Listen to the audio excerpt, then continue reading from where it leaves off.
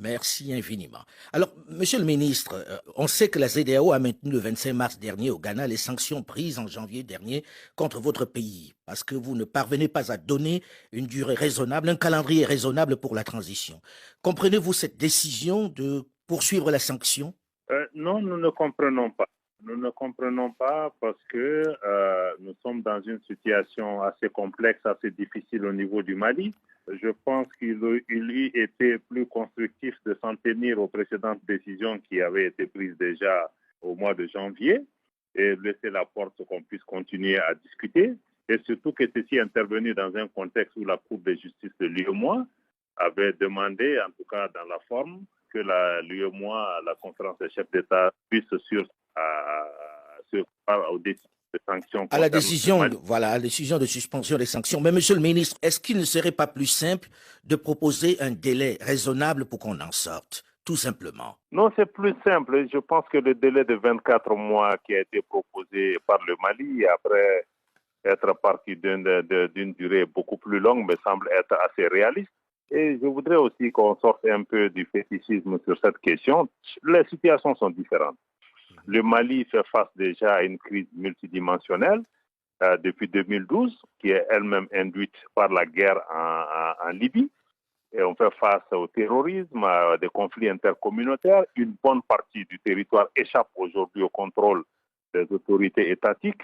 Et il y a aussi des problèmes de gouvernance auxquels il faut faire face et des réformes qui ont attendu depuis des décennies qui n'ont pas pu Mais faut-il prendre autant place. de temps pour pouvoir faire face à cela? Et est-ce que c'est le rôle de la transition de faire tout ça? Est-ce que la transition ne doit pas être d'organiser pour créer un cadre pour que les politiques gèrent cet aspect des choses? Ça, c'est dans l'idéal, parce que justement, les réformes dont nous parlons ont fait l'objet, en tout cas, ont été sur la table de beaucoup de régimes précédents qui, peut-être pour des problèmes d'opportunité politique ou autres, notamment la réforme constitutionnelle, par exemple. Il y a eu 3 tentatives au Mali, elle n'a jamais pu aboutir, souvent parce que les réformes ont été introduites en fin de mandat ou pour d'autres raisons. Nous pensons qu'une transition est le meilleur moment de pouvoir créer l'environnement politique nécessaire pour faire avancer ces questions. De façon plus pérenne. Alors, mon général Béanzin, vous qui êtes de la CEDEAO, la communauté économique des États de l'Afrique de l'Ouest, pourquoi être parti à nouveau pour des sanctions? Est-ce qu'il n'y avait pas un moyen de discuter? Les 24 mois sont beaucoup trop longs pour vous? Oui, merci beaucoup Alain. Je salue mon cher frère le ministre Abdoulaye Diop. Et puis... Non, je dirais à mon ami le colonel Béanzin au Mali, même si je n'étais pas là. Et j'ai bien conscience qu'on est parti sur un calendrier de 18 mois initiaux, mais vous savez que ces 18 mois, il avait été convenu de donner le pouvoir aux civils, et ceci a conduit à beaucoup de complications dans la gestion de la transition et à un blocage au sommet de l'État, ce qui a conduit aux événements du mois de mai, où le président Assimi Goïta a pris les rênes du pouvoir et il y a eu la rectification et une nouvelle orientation politique par rapport à la gestion de la transition. Et aussi, le départ annoncé de l'opération Barkhane et de toutes ces questions ont créé un vide juridique dans le pays, des situations inattendues qui se sont passées.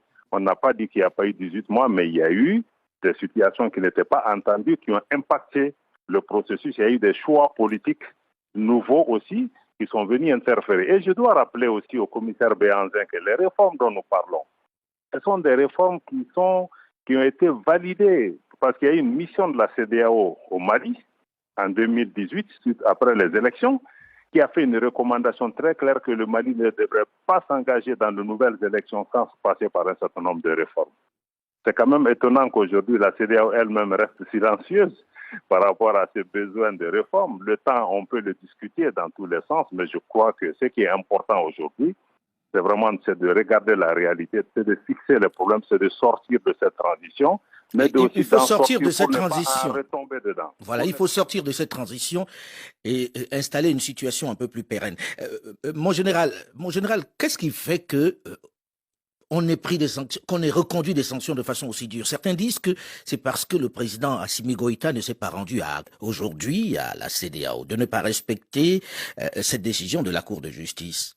Bon, écoutez, pas directement, parce qu'il faut juste qu'on se situe dans le contexte. Maintenant, sur ce qui concerne les sanctions financières, c'est-à-dire la fermeture de la banque et l'accès à des avoirs financiers de l'État malien, c'était une décision de la conférence des chefs d'État de l'UEMOA. Et c'est cette décision que la Cour a demandé de surseoir à l'exécution de cela. Mais maintenant, la CEDEAO ne peut pas aussi dire que nous sommes totalement en dehors, puisque la CEDEAO elle-même a fondé l'exécution de ces sanctions financières sur les instruments de l'UEMOA, qui eux-mêmes se sont révélés être illégaux. Donc, il n'y a pas de base morale et de base politique à la CEDEAO pour continuer à imposer des sanctions quand une cour de justice de l'UEMOA a demandé de les lever. Donc, je crois que la CEDEAO n'est pas en dehors, mais il faudra même au niveau de la CEDEAO, les sanctions qui sont imposées sont des sanctions, en tout cas la fermeture des frontières, c'est totalement illégal, ça n'existe dans aucun protocole et rien n'a été prouvé jusqu'à présent que c'est le cas.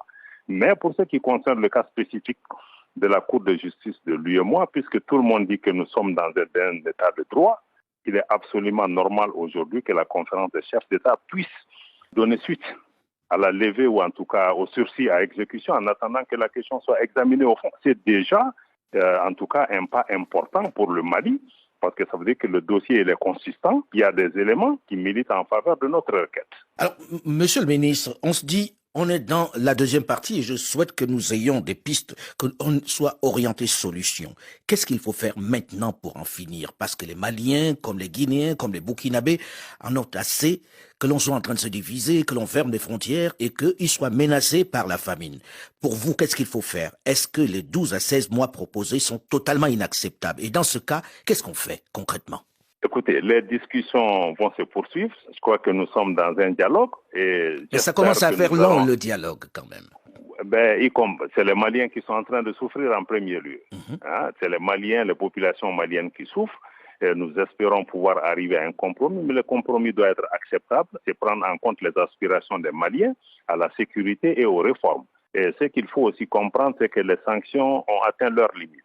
Ce n'est pas les sanctions qui vont résoudre ces problèmes. Ce sont des instruments qui ont été utilisés à un moment qui ont connu leurs limites aujourd'hui. Donc, ce qu'il faut, c'est vraiment pour l'organisation. La CEDEAO, nous ne sommes pas en bras de fer. C'est une organisation qui a été fondée ici au Mali. Donc, nous sommes quand même pères fondateurs, nous sommes partie prenante. Mais on a écouté quelques-uns dire qu'il fallait que vous quittiez la CEDEAO. On en a vu qui manifestaient dans la rue en demandant le départ, ou plutôt la sortie de la CEDEAO. Écoutez, ça c'est une frustration qui est exprimée par la population parce qu'ils ne reconnaissent pas sur la façon de procéder de l'organisation qui privilégie plutôt des sanctions au lieu d'essayer de regarder chaque situation, la réalité, les problèmes auxquels les gens font face, écouter les populations, les accompagner et surtout, Alain, ce qui choque les gens, c'est que les gens ont le sentiment aussi que nos organisations ne fonctionnent pas de façon autonome parce qu'il y a de l'ingérence.